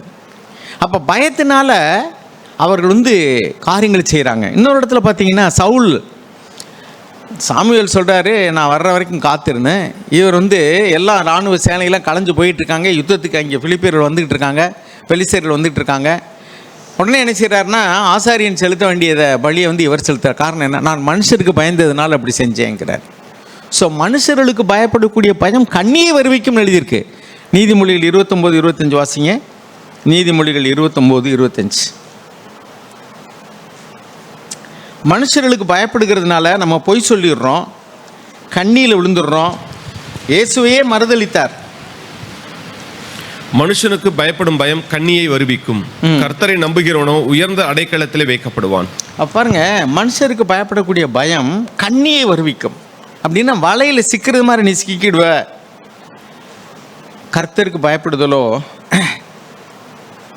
பாருங்க, மனுஷர் இப்படிலாம் ஆண்டவர் சொன்னாலும் கூட அவர் சொல்கிறாரு, ஆனாலும் கூட மனுஷனுடைய தேவகுமாரன் மனுஷகுமாரன் வரும்போது மண் உலகில் விசுவாசத்தை காண்பாரோ. கடைசி காலத்தில் ஆண்டவர் வந்து 2ஆம் முறை வரும்போது இங்கே உள்ள ஜனங்கள்லாம் இந்த விசுவாசத்தை காத்துக்கொள்வார்களா? பவுல் சொன்னார், நான் ஓட்டத்தை ஜெயமாக முடித்தேன், விசுவாசத்தை காத்து கொண்டேன். இந்த விசுவாசம் என்ற கப்பல் வந்து போக வேண்டிய இலக்கை நோக்கி பயணித்துக்கிட்டே இருக்குது. அது பல பிரச்சனைகளை சந்திக்கிறது. மனிதருடைய கோபத்தை சந்திக்கலாம், சாபத்தை சந்திக்கலாம், வியாதி அல்லது பிரச்சனைகள், நஷ்டங்கள், எதிர்காலத்தை குறித்ததான பயம், ஒரு சிலருக்கு எக்ஸாமு குறித்ததான பயம், ஒரு சிலருக்கு வேலை வாய்ப்பை குறித்ததான பயம், ஒரு சிலருக்கு எனக்கு திருமணம் நடக்குமா நடக்காதா, எனக்கு வியாதி சுகமாகுமா ஆகாதா. அருமையானவர்களே, இது எல்லாத்துக்கும் ஒரே ஒரு விடுதலை என்னென்னா, அஞ்சாத, நான் கூட இருக்கிறேன். பரிசுத்தவான்களையே தேவன் அப்படி தான் சொல்கிறாரு. யோசுவா 1:9 வாசிக்கிறோம். யோசுவா 1:9 வாசிங்க. ஒருத்தர் உபாகமம் 31:6 வாசிங்க. நம்ம பயப்படுவது எவ்விதத்திலும் தேவனுடைய சித்தமே அல்ல. தேவனுக்கு பயப்படக்கூடிய பயம், அது கூட தண்டிப்பார்னு நம்ம பயப்படுறது தேவனுக்கு சித்தமானதே அல்ல. அவர் மன்னிப்பாருங்கிற விசுவாசம் இருந்தால் தண்டிப்பாருங்கிற பயம் எப்படி வரும்? தேவனால் மன்னிக்க முடியாத காரியம் ஒன்றுமே இல்லை. நாம் நேர்மையாக இருந்தோம்னா, நம்ம பாவத்தை அறிக்கையிட்டோம்னா, அது எவ்வளோ பெரிய பாவமாக இருந்தாலும் தேவன் நமக்கு மன்னிப்பார். வாசிங்க. நான் உனக்கு கட்டளையிடவில்லையா? பலங்கொண்டு திடமனதாயிரு, திகையாதே, கலங்காதே, நீ போகும் இடமெல்லாம் உன் தேவனாகிய கர்த்தர் உன்னோடே இருக்கிறார் என்றார். பாருங்க, நீ பயப்படாத, நீ திகையாத, நீ கலங்காத, நான் உன்னோடு கூட இருக்கிறேன். பாருங்க, அதே மாதிரி அந்நிய தேவர்களுக்கு பயப்படக்கூடியது, சாத்திரத்துக்கு பயப்படுவது, பேடு ஓமன்ஸ், அதாவது ஐயோ சகுனம் சரியில்லையே, நிறைய கண்டா பயப்படுறது, மனுஷனை கண்டா பயப்படுறது. காரணம் என்னென்னா, பயமானது வேதனை உள்ளது. எதுக்கெல்லாம் பயப்படுறாங்க? ஏதாவது ஒரு சில இடங்களில் பார்த்துருக்கேன், இறந்த பிரேதத்தை தூக்கிட்டு போனாங்கன்னா சரி வீட்டுக்குள்ளே வந்து கொண்டாந்து தண்ணி ஊற்றுவாங்க, அடக்கம் பண்ண போது கோழி குஞ்சு போடுவாங்க, அல்ல இன்ன கிழமையில் அடக்கம் பண்ணக்கூடாது, கல்யாணம் பண்ணும்போது ஒரு சத்தம் கேட்கக்கூடாது, டம் டம் டம்னு கொட்டுவாங்க. எதுக்குனாக்க புற சத்தமே கேட்கக்கூடாதான், அது ஒரு அபச குணமாக. நமக்கெல்லாம் ஒரு பயமும் வேண்டியதே இல்லை. நம்ம நல்ல நாள் பார்க்குறதில்ல, கெட்ட நாள் பார்க்குறதில்ல, நேரமும் பார்க்குறதில்ல, காலமும் பார்க்குறதில்ல. நம்ம ஏன்னா வி ட்ரஸ்ட் இன் காட். துர்ச்செய்தியை கேட்கறதுனால அவன் பயப்படான். பாருங்க, உபாகம் 31:6 வாசிங்க. நீங்கள் பலங்கொண்டு திடமனதாயிருங்கள், அவர்களுக்கு பயப்படவும் திகைக்கவும் வேண்டாம். உன் தேவனாகிய கர்த்தர் தாமே உன்னோடே கூட வருகிறார், அவர் உன்னை விட்டு விலகுவதும் இல்லை, உன்னை கைவிடுவதும் இல்லை என்று சொன்னான். இதே வசனத்தை எபிரேயர் 13:5 பணத்துக்காக நீ வந்து கவலைப்பட வேண்டாம்ப்பா, ஏனென்றால் நான் உன்னை விட்டு விலகுவதும் இல்லை, உன்னை கைவிடுவதும் இல்லைன்னு சொல்லியிருக்கிறாரே. எபிரேயர் 13:5 வாசிங்க. நீங்கள் பண ஆசை இல்லாதவர்களாய் நடந்து உங்களுக்கு இருக்கிறவை போதும் என்று எண்ணுங்கள், நான் உன்னை விட்டு விலகுவதும் இல்லை, உன்னை கைவிடுவதும் இல்லை என்று அவர் சொல்லியிருக்கிறாரே. பாருங்க, நான் உன்னை விட்டு விலகுவதும் இல்லை, உன்னை கைவிடுவதும் இல்லை என சொல்லியிருக்கிறாரே. நாம் 2 தீமோத்தேயு 1ஆம் அதிகாரம் 7வது வசனத்தில் வாசிக்கிறோம். தேவன் நமக்கு பயமுள்ள ஆவியை தரல. வாசிங்க 1:7. தேவன் நமக்கு பயமுள்ள ஆவியை கொடாமல் பலமும் அன்பும் தெளிந்த புத்தியும் உள்ள ஆவியையே கொடுத்திருக்கிறார். நம்ம சில நேரங்களில் பயப்படுறதுனால நம்ம என்ன செய்யறோம்னா we take matters into our hands. ஒரு சில நேரம் விட்டுட்டு ஆண்டவர் பார்த்துக்குவார் இருக்கிட்டே இருக்கிறோம். ஒரு ஸ்டேஜ் வருது, அதுக்கு மேலே போனோன்னு பொறுமை இழந்துடுறோம். அந்த சவுல் ராஜா அப்படி தான் பண்ணான். அந்த குறிப்பிட்ட காலத்துக்குள்ள காரியம் நடக்கலை. இல்லை, God has his own time. எக்ஸலைட், அதாவது பிரசங்கியினுடைய புஸ்தகம் 3:11 வாசிக்கிறோம். 1லேருந்து வரிசையாக பார்த்தீங்கன்னா எல்லாத்துக்கும் தேவன் ஒரு காலத்தை வச்சிருக்கிறார். அப்போ கர்த்தர் சகலத்தையும் அதன் காலத்தில் செய்வார். பட் அது வரைக்கும் நம்மளால் பொறுமையாக இருக்க முடியல. ஸோ ஒரு குறிப்பிட்ட டயத்துக்கு மேலே ஒன்று we take it into our hands. ஏன்னா நம்ம அநேக நேரங்கள் தேவன் அங்கே தான் சோதிக்கிறாரு. நீ விசுவாசிக்கிறாயா, விசுவாசிக்கலையா? விசுவாசத்துக்கு சோதனை வரும்போது நம்ம அநேகம் பேர் தோற்று போயிட முடியும். எவ்வளோ பெரிய பெரிய ஆட்கள்லாம் தோற்று போயிருக்கிறாங்க. எலியா தீர்க்கதரிசி இஸ்ரவேல் தேசத்தினுடைய ராஜாவே அசைச்சவன். நம்ம வாசிக்கிறோம் 1 ராஜாக்களுடைய புஸ்தகம் 19வது அதிகாரத்தில் 1 ராஜாக்கள் 19. நாம் பயப்பட மாட்டேன் அப்படின்லாம் வீராவேசம் பேச முடியாது. ஏன்னா விசுவாசத்தை துவக்கிறவரும் முடிக்கிறவருமே யார் தான்? தேவன் தான். விசுவாசத்தை துவக்கிறவரும் அவர் தான், முடிக்கிறவர் தான். ஆண்டவரே அந்த ஒரு சந்திரரோகியாகிய ஒரு மனுஷனை கொண்டு சோமாக்கும்படி கேட்டாங்க. சீசர்களால் முடியலை. அப்பொழுதும் ஆண்டவர் அவனை என் இடத்துல கொண்டு வாங்கன்னு சொன்னார். நீ விசுவாசிக்கிறான்னு கேட்கும்போது ஆண்டவரே விசுவாசிக்கிறேன், என் விசுவாசத்தை வர்த்திக்க பண்ணுங்கிறார். அப்படின்னு என்ன அர்த்தம்? கொஞ்சம் விசுவாசம் இருக்குது, ஆனால் இன்னும் எனக்கு போதுமான விசுவாசம் இல்லை. அதுதான் விசுவாசிக்கிறேன், என் விசுவாசத்தை வர்த்திக்க பண்ணுங்க. 1 ராஜாக்கள் 19 3ஆம் வசனம் வாசிங்க. அவனுக்கு முன்னாடி 1 ராஜாக்கள் 18 பார்த்தீங்கன்னாக்கா பெரிய காரியத்தை செய்கிறாரு. அந்த அத்தனை தீர்க்கதரிசிகளையும் பாகாலுடைய தீர்க்கதரிசிகளையெல்லாம் நடுநடுங்க வைக்கக்கூடிய ஒரு காரியத்தை செஞ்சு, இங்கே பாருங்கள் 40ஆம் வசனம் 18:40. அப்பொழுது வாசிங்க. அப்பொழுது எலியா அவர்களை நோக்கி, நீங்கள் பாகாலின் தீர்க்கதரிசிகளில் ஒருவனும் தப்பி போகாதபடிக்கு அவர்களை பிடியுங்கள் என்றான். அவர்களை பிடித்த போது எலியா அவர்களை கீழே கீசோன் ஆற்றங்கரையிலே கொண்டு போய் அங்கே அவர்களை வெட்டி போட்டான். எத்தனை பேர் வெட்டினான்? பயங்கரமான ஒரு சங்காரமே நடத்திட்டான். கடைசியில் 19வது அதிகாரம் 3ஆம் வசனம் வாசிங்க. ஒரு பொம்பளை இப்போ ஏசபேல், அவனுக்கு 2ஆம் வசனத்துலேருந்து வாசிங்க. அப்பொழுது 1லேருந்து வாசிங்க. எலியா செய்த எல்லாவற்றையும் அவன் தீர்க்கதரிசிகள் எல்லாரையும் பட்டயத்தாலே கொன்று போட்ட செய்தி அனைத்தையும் ஆகாப் ஏசபேலுக்கு அறிவித்தான். உண்மையிலே ஆகாப் தான் ராஜாவா ஏசபேல் ராஜாவானே தெரியல. ஏன்னா இவன் அந்த கொள்ளை நாபோத்தினுடைய தோட்டத்தை வாங்க முடியாமல் போகும்போதும் போய் மனைவிகிட்ட தான் சொல்கிறான். இங்கேயும் பாருங்கள், ஆகாப் ராஜா நிக்கையில் தான் 400 பேரையும் கொண்டான். அவன் கையை கட்டி நின்றுட்டு போய் பாத்தியா 400 பேரையும் கொண்டு போட்டாமா அப்படிங்கிறேன். பாருங்கள், அப்படி தானே இருக்குது 19ஆம் அதிகாரத்தில். அடுத்து வாசிங்க 2ஆம் வசனம். அப்பொழுது ஏசபேல் எலியாவினிடத்தில் ஆள் அனுப்பி, அவர்களில் ஒவ்வொருவனுடைய பிராணனுக்கு செய்யப்பட்டது போல நான் நாளை இந்நேரத்தில் உன் பிராணனுக்கு செய்யாதே போனால் தேவர்கள் அதற்கு சரியாகவும் அதற்கு அதிகமாகவும் எனக்கு செய்ய கடவர்கள் என்று சொல்ல சொன்னால். பார்த்தீங்களா, நீ இத்தனை பேரை கொண்டுட்டியா பார், நாளைக்கு இந்நேரம் உன்னை கொல்ல மகனே பார் அப்படிங்கிறான். அவ்வளோதான், பயந்துட்டான். அவ்வளவு நேரம் ராஜாவுக்கு முன்னாடி கூட தைரியமாக நம்மளும் அப்படி தான். தேவனுடைய ஆவியானவர் நமக்குள்ள அந்த தைரியத்தை தரலைன்னா, ஏன்னா இங்கே வாசிக்கிறோம், நம்ம என்ன வாசித்தோம் இப்போ 2 தீமோத்தேயு 1:7 அவர் நமக்கு பயமுள்ள ஆவியை தராமல் பலமும் அன்பும் தெளிந்த புத்தியுள்ள ஆவியே தந்தார். அந்த ஆவியானவர் நமக்குள்ள தைரியத்தை தரலைன்னா நம்ம பயப்படுவோம். அதே பேதுரு அங்கே மறுதளிக்கிறார் 3 தடவை, வேலைக்காரிட்ட மறுதளிக்கிறார். ஆனால் பரிசுத்த ஆவியானவர் வந்த உடனே அவங்க அடிக்கிறாங்க, மிரட்டுறாங்க, அவருடைய நாமத்தை குறித்து பேசக்கூடாதுன்னு சொல்லிட்டு, உங்களுக்கு கீழ்ப்படுகிறா தேவனுக்கு கீழ்ப்படுகிறா, நீங்களே யோசிச்சு கம்பாட்டு போய் நான் என் வேலையை பார்க்குறேன்னு போய் பிரசங்கம் பண்ண ஆரம்பிச்சிட்டார். பயப்படவே இல்லையே. பரிசுத்த ஆவியானவர் உங்களுக்கு வந்தோடனே அந்த பலன் வந்துருச்சு, அந்த தைரியம் வந்துருச்சு. ஸோ பரிசுத்த ஆவியினார் மூலமாக நமக்கு பலனை தேவன் தரலைன்னா நம்மளால் ஒன்றும் செய்ய முடியாது. அதனால் நம்மளாம் வீராவேசம் பேசலாம். இந்த தீர்க்கதரிசி எலிஜாவுக்கு மேலே நம்ம பெரிய வீரர்கள். ஆனால் அவரே பாருங்கள் 3ஆம் வசனம் வாசிங்க. அதில் அவனுக்கு அது தெரிந்தபோது எழுந்து தன் பிராணனை காக்க யூதாவைச் சேர்ந்த பெயர்சபாவுக்கு புறப்பட்டு போய் தன் வேலைக்காரனை அங்கே நிறுத்தி விட்டான்.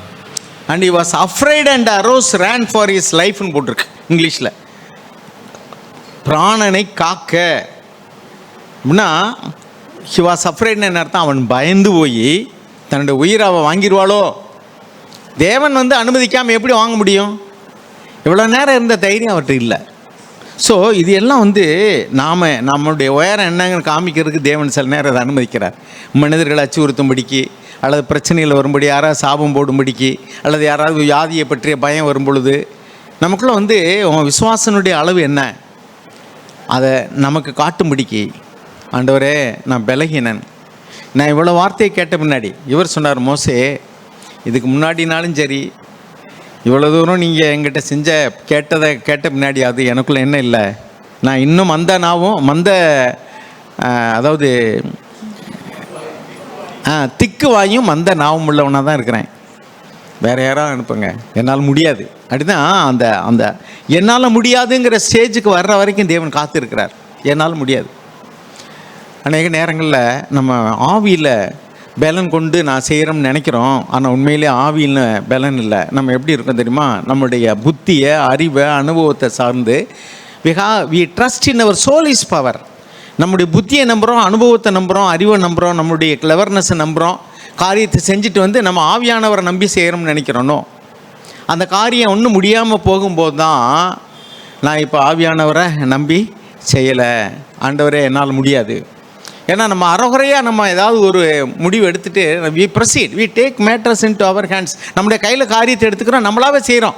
அனுபவத்தில், அறிவில் நமக்கு தெரிஞ்ச எதுகளெல்லாம் ட்ரை பண்ணி பார்த்துட்டு பணத்தை உபயோகிக்கிறது, மனிதர்களை உபயோகிக்கிறது, எக்ஸ்பீரியன்ஸ் எல்லாத்தையும் கடைசியில் வந்து ஒரு ஸ்டேஜ் வரும் பொழுது ஐயோ ஒன்றுமே ஆகலை என்பது இப்போ தான் நம்ம ஆண்டவரே நொறுங்குண்டதும் நறுங்குண்டதுமான இருதயத்தை தேவன் புறக்கணியார். அந்த ஸ்டேஜ் வரைக்கும் தேவன் காத்திருக்கிறார். அப்பொழுதுதான் என்னால் முடியாத ஆண்டவரே நீங்கள் ஏதாவது செய்யுங்கன்னு சொல்லும்போது தேவன் அவர் தம்முடைய வல்லமையை விளங்க பண்ணுகிறார். இன்னும் அருமையானவர்கள், நம்முடைய வாழ்க்கையில் சோர்ந்து போகிறதுக்கு வேலையே இல்லை.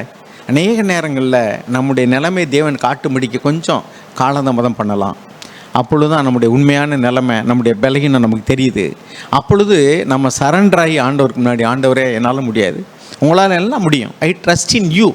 பாருங்கள், சில நேரங்களில் தீர்மானம் எடுக்கும்போது நமக்கு உண்டதான சாதுரியத்தையோ அல்லது மனிதர்களையோ பணத்தையோ நம்பி ஒரு காரியத்தை எடுத்தோம்னு சொன்னால் தேவனை அதை சப்போர்ட் பண்ண மாட்டார்.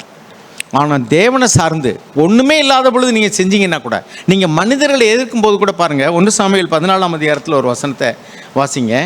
1 சாமுவேல் 14 நம்ம வந்து அநேக நேரங்களில் விசுவாசம் இல்லாதனால நாம் வந்து குந்தி நடக்கிறோம், அல்லது தைரியமாக எதையும் செய்ய முடியல.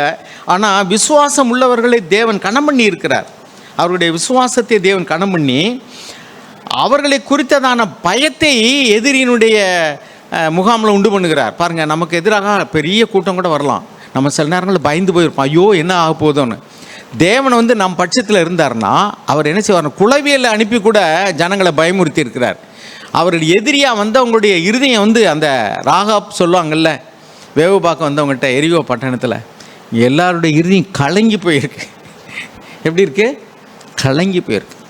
ஏன்னா தேவன் அவர்களுக்குள்ள ஒரு கலக்கத்தையும் குழப்பத்தையும் உண்டு பண்ணி இஸ்ரவேல் ஜனங்கள் வர்றாங்கன்னாலே ஐயோ அப்படின்னு தடுமாறுறாங்க. இஸ்ரவேல் ஜனங்கள் அது வழியாக போகிறான்னா பாலாக்கு இங்கேருந்து ஆள் அனுப்புகிறான் பிள்ளையாம்கிட்ட, சபி அந்த மனுஷங்களை ஏன்னா இன்னும் ஒன்றுமே பண்ணலையா, ஏன் நீ கவலைப்படுறான்னு.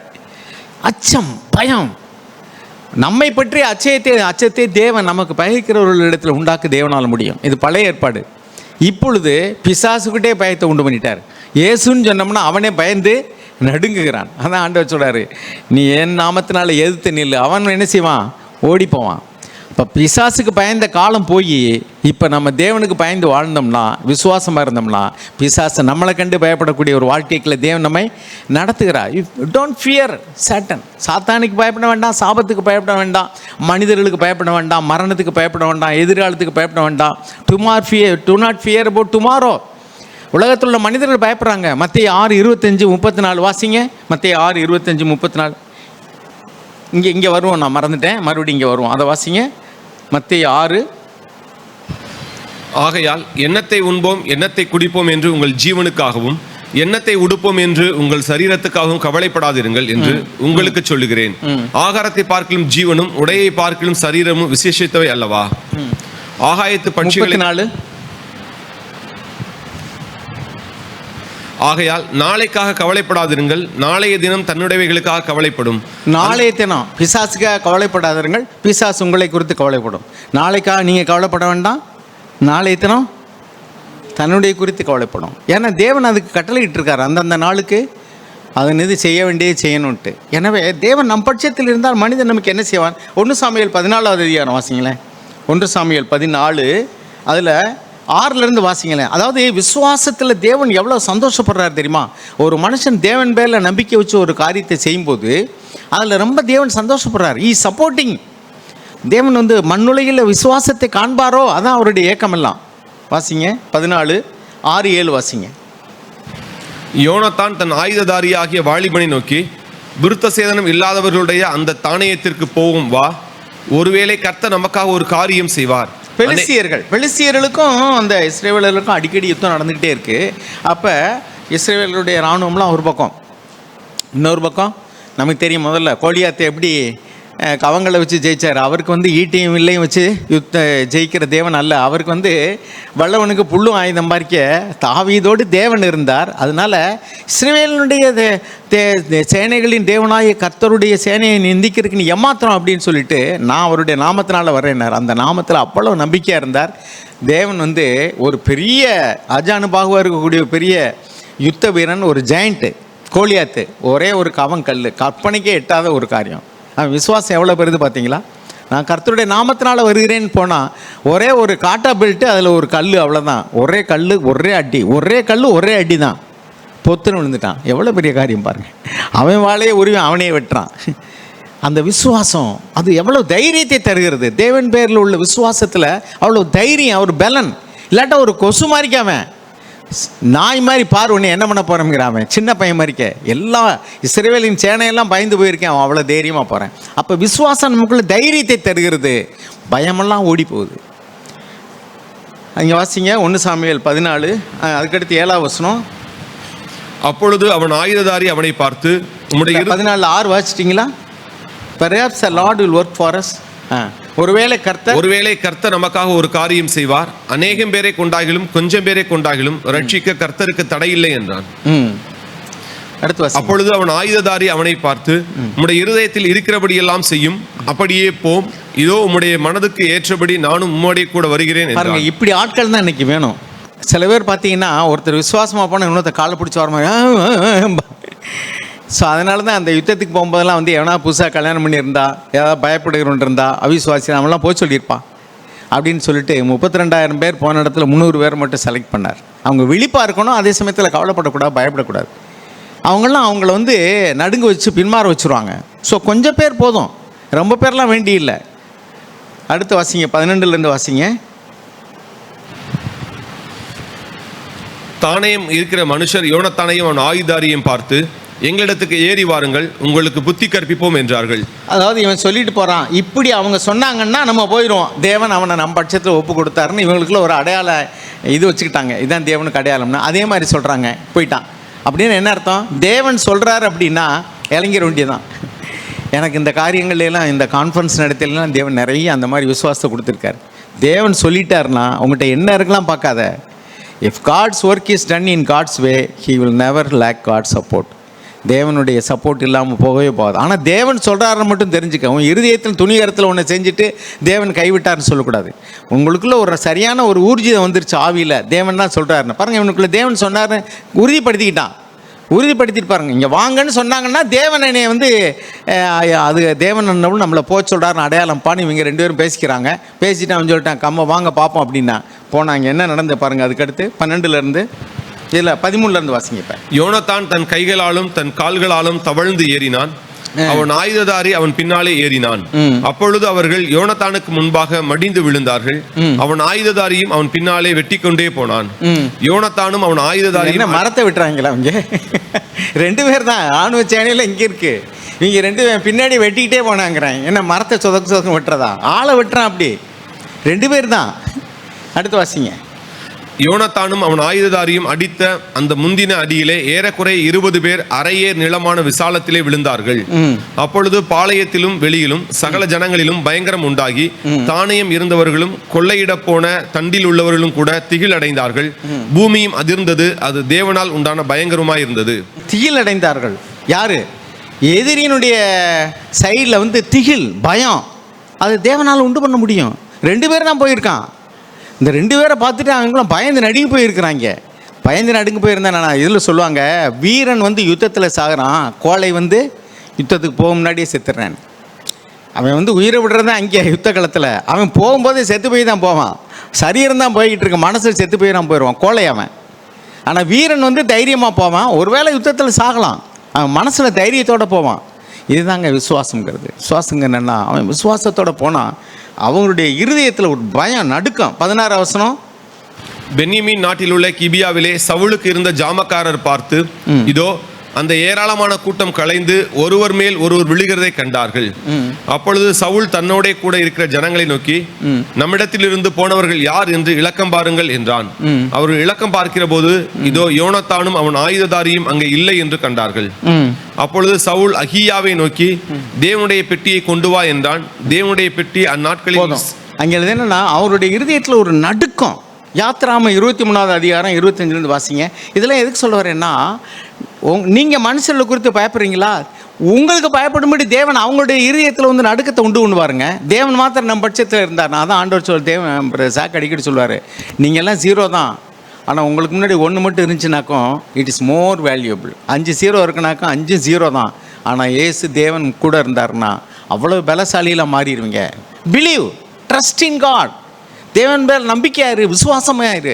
விசுவாசம் இருந்தால் பயம் ஓடி போயிடும். நீ வியாதியை பற்றி பயப்படாத, மரணத்தை பற்றி பயப்படாத, கவலைப்படாத, கலங்காதே, திகையாதே. நான் உன் தேவன், நான் உன்னோடு கூட இருக்கிறேன், நான் உன்னை விட்டு விலகுவதில்லை, நான் உன்னை கைவிடுவதில்லை. எல்லாம் நான் சொல்கிறாரு. குருடர்கள் வந்து ஆண்டவரே எங்களை சுகமாக்குங்க, இதை எனக்கு வல்லமை உண்டு. நீ நம்புறியாப்பா? நம்புகிறேன் ஆண்டவரே, உன் விசுவாசத்தின் படி உன்னை ஆக்கடு. இப்போ இதை எனக்கு வல்லமை, அவருக்கு வல்லமை உண்டான்னு தான் நம்ப சொல்கிறாரு. நமக்கு வல்லமை இல்லைன்னு நமக்கு தெரியும். ஆனால் அநேக நேரங்களில் இந்த விசுவாசம் நமக்கு இல்லாதனால நம்ம பயப்படுறோம், நடுங்குறோம். சாத்தான் நடுங்கணும், நம்ம சாத்தானை கண்டு நடுங்குறோம். மரணத்தை கண்டு பயப்படாதேன்னு இருக்கு, நம்ம பயப்படுறோம். நாளை தினத்தை குறித்து பயப்படாதேன்னு இருக்கு, நம்ம பயப்படுறோம். ஏன்னா எல்லாமே தேவனுக்கு பயப்படக்கூடிய பயம் மாத்திரம் நமக்கு இல்லை இருந்துச்சுன்னா எதுக்கும் பயப்பட வேண்டியதே இல்லை. Why do you fear? பயம்தான் நமக்கு வேதனையை கொண்டு வருது, வியாதியை கொண்டு வருது, எல்லாத்தையும் கொண்டு வருது. தைரியமாக எடுத்து நில்லுங்க. நான் என்னுடைய வாழ்க்கையில் பார்த்துருக்கேன், சின்ன சின்ன இதெல்லாம் ரொம்ப லேசாக பயம் வரும், உடனே நான் ஜெபம் பண்ணுவேன். அதுக்கடுத்து பார்த்தீங்கன்னா அது இருக்கிற இடமே தெரியாமல் போயிடும். கொஞ்ச நாளைக்கு முன்னாடி எனக்கு இங்கனுக்குள்ளே வலி, எதுக்குன்னே தெரியல. அது படுத்துட்டு அப்படி நிமிர்ந்து உட்கார முடியாது, வயிற்றுக்குள்ள அப்படியே அமுக்கி பார்த்தா வலிக்காது, ஆனால் குடிஞ்சு நிமிர்ந்தா வலி. இப்போ அது எங்களுக்கு எப்படி போச்சுன்னே தெரியல. ஒரு மருந்து நான் சாப்பிடல, ஒன்றும் போடலாம், ஆயின்மெண்ட் போடலாம், ஒன்றும் போடல. அது ஒரு வாரம் 10 நாள் இருந்திருக்கேன். அப்புறம் அதை ஆனால் இப்போ அமுக்கி பார்க்குறேன், என்னடா எப்போ இப்போ தெரியல எனக்கு. திடீர்னு என்னடா இன்னும் வலிச்சிச்சு, இப்போ என்னாச்சுன்னா தெரியவே இல்லை, எப்போ போச்சுன்னு தெரியல எனக்கு. இது மாதிரி நிறைய காரியங்கள், சின்ன சின்ன விஷயங்கள்லாம். அடுத்து வாசிங்க இங்கே எக்ஸோடஸ் 15, உபாகமம் 2:25 வாசிங்க. உபாகமம் 2:25. உபாகமம் 2வது அதிகாரம் 25 வசனம். வானத்தின் கீழ் எங்கும் உள்ள ஜனங்கள் உன்னாலே திகிலும் பயமும் அடையும்படி செய்ய இன்று நான் தொடங்குவேன். பாரு, தேவன் சொல்றாரு, உன்னாலே வானத்திற்கு கீழ் உள்ள மனிதர் எல்லாம் திகிலும் பயமும் அடையும்படி நான் செய்வேன். வாசிங்க அடுத்து. அப்பொழுது உன்னிமித்தம் நடுங்கி வேதனைப்படுவார்கள் என்றார். அடுத்து வாசிங்க. அப்பொழுது நான் கெதமோத் வனாந்தரத்திலிருந்து எஸ்போனின் ராஜாவாகிய சீகோனிடத்தில் சமாதான வார்த்தைகளை சொல்லும்படி ஸ்தானாபதிகள் அனுப்பி. போதும் பாருங்க, அவங்க வந்து நமக்கு கொடுத்து பயந்து நடுங்கிறது மாதிரி நான் செஞ்சிருவான்ப்பா, நீ கவலைப்படாதப்பா, நீ போ, நீ சும்மா போ. உடனே பார்த்து அவன் பயந்து நடுங்கி போய் வந்து சரணடைவான் அவங்ககிட்ட. அங்கே ஜோனத்தான் கேஸில் படித்து பார்த்தீங்கன்னா அவங்க முன்னாடி விழுந்தாங்கன்னு இருக்கு. முன்னாடி விழுந்தாங்க, சும்மா அப்படி சதக்குன்னு அருவாட்டு விட்டுவாங்களே, வாழை மரத்தை விட்டுவாங்களோ ஒவ்வொரு வீட்டில், அது மாதிரிக்க. அதுக்கடுத்து பாருங்கள், நம்ம உபாகமம் 2:25 வாச்சோமா, யாத்ராமம் 23:27 வாச்சிட்டோமா, யாத்ராமம் 23:25 கூட வாசிங்க. உன் தேவனாகிய கர்த்தரையே சேவிக்க கடவீர்கள், அவர் உன் அப்பத்தையும் உன் தண்ணீரையும் ஆசீர்வதிப்பார், வியாதியை உன்னிலிருந்து விலக்குவேன். வியாதியை உன்னிலிருந்து விலக்குவேன், இதெல்லாம் பிடிச்சிக்கிடுங்க. வியாதியை அநேக நேரங்களில் நமக்கு சுகம் கிடைக்கல, ஏன் தெரியுமா? நம்ம ஆண்டவர்கிட்ட போகிறதில்ல, நம்புறதில்லை. நம்முடைய அவிசுவாசத்தினால, மார்க் 6 என்ன வச்சோம், நம்முடைய அவிசுவாசத்தினால தேவன் அநேக அற்புதங்களை இங்கே செய்ய முடியலை. நம்ம அவிசுவாசம். அதே மாதிரி தான் அருமையானவர்களே, அநேக நேரங்களில் நாம் விசுவாசிக்கிறது இல்லை, நாம் நம்புறதில்லை. அப்படி இல்லைன்னா என்ன கேட்கணும், ஆண்டவரே என் விசுவாசத்தை வர்த்திக்க பண்ணுங்க, என்கிட்ட போதுமான விசுவாசம் இல்லை, உண்மைதான், எனக்குள்ள விசுவாசம் இல்லை, எனக்கு விசுவாசத்தை வர்த்திக்க பண்ணுங்க, எனக்கு விசுவாசத்தை தாங்க. அடுத்து வாசிங்க. கற்பம் விழுகிறதும் மலடும் உன் தேசத்தில் இருப்பதில்லை. உன் ஆயுசு நாட்களை பூரணப்படுத்துவேன். எனக்கு பயப்படும் உன் ஆயுசு நாட்களை நான் பூரணப்படுத்துவேன். சில நேரங்களில் நம்மளாம் இப்படி சொல்லுவோம், வயசாயிடுச்சு. யார்கிட்டையும் ஒரு தடவை சொன்னேன் வயசாயிடுச்சுன்னு சொன்னேன். உங்களுக்கு எத்தனை வயசுங்க ஆச்சுன்னு. இப்போ ஒரு டாக்டர் அன்றைக்கி பேசினார். இன்றைக்கெல்லாம் சில பேர் எப்படி ஹெல்த்தியாக இருக்கானா, 70 வயசானவங்களை பார்த்து இதெல்லாம் ஒரு வயசாங்க அப்படின்னு சொல்கிறாங்க. பாருங்கள், நல்ல கண்ணு 101 வயசாகி செத்து போயிட்டார். எல்லோரும் போய் கவலைப்படுறாங்க. 101 வயசு வரைக்கும் எத்தனை பேருங்க இருக்காங்க?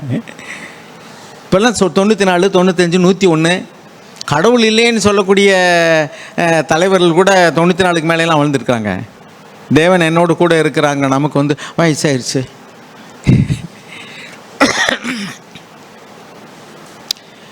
சுகர் வந்துருமோ, இது அது வந்துருமோ, நான் பயந்தது எனக்கு நேரிட்டதுன்னு யோபாபு சொன்னது மாதிரி. பயப்படாத, உனக்கு வியாதி வரும்னு யார் சொன்னா? உனக்கு இந்த இடத்துல வலிச்சிச்சுன்னா இது இந்த கட்டி இதுதான் இருக்குமோ, இந்த இது அதான் இருக்குமோ, உனக்கு யார் அதை சொன்னது? ஏவாள்கிட்ட கேட்டார் தேவன். என்ன சொன்னார்? யார் உனக்கு அப்படி சொன்னா? நீ நான் சொன்னதை சாப்பிட்டியா? தேவனுக்கு பயப்படுறதுனால வந்த விளைவு தான் அது. நீ ஏன் பயப்படுற? நீ தேவனுக்கு மாத்திரம் பயந்தா நீ ஒன்றுக்கு பயப்பட வேண்டாம். சொல்லுங்க, இருதயத்துக்குள்ள சொல்லுங்க, போ பிசாசே. சாத்தான் தான் பயத்தை கொண்டு வர்றான். பயம், கவலை, அச்சம் இதெல்லாம் அவனுடைய டூல்ஸு. ஆனால் தேவ ஆவியானவர் நமக்குள்ளே இருக்கும்போது தைரியம், விசுவாசம், பலன், சந்தேகம், பயம், இருமனம், கவலை இதெல்லாம் பிசாசு கொண்டு வர்றது. தேவன் ஒரு கால் இந்த பயத்தையும் கவலையத்தையும் கொண்டு வரவே மாட்டார். தேவனுக்கு பயப்படக்கூடிய பயம்ங்கிறது கூட தண்டிச்சிருவார்னு பயம் கிடையாதுங்க. அப்படி பயப்படக்கூடாது. That is fear unholy. தேவனுடைய மனதை துக்கப்படுத்திடக்கூடாதுங்கிற பயம்தான். ஸோ இங்கே வாசிங்க, மறுபடியும் வாசிங்க 27. எனக்கு பயப்படும் பயத்தை உனக்கு முன் செல்லும்படி செய்வேன். பாருங்க, எத்தனை இடத்துல சொல்றாங்க, எனக்கு பயப்படும் பயத்தை உனக்கு முன்னாடி என்ன செய்வேன்? I will send my terror ahead of you and throw into confusion all the people among whom you come. நீ போகிற ஜனங்களுக்குள்ள, அடுத்து வாசிங்க, I will make all your enemies stand their backs to you. நீ போகும்போது எதிரியெல்லாம் என்ன செய்வான்? முதுகை காட்டிட்டு தப்பிச்சம் பொழைச்சண்டான்னு ஓட ஆரம்பிப்பான். கவலைப்படாத, வாசிங்க அடுத்து.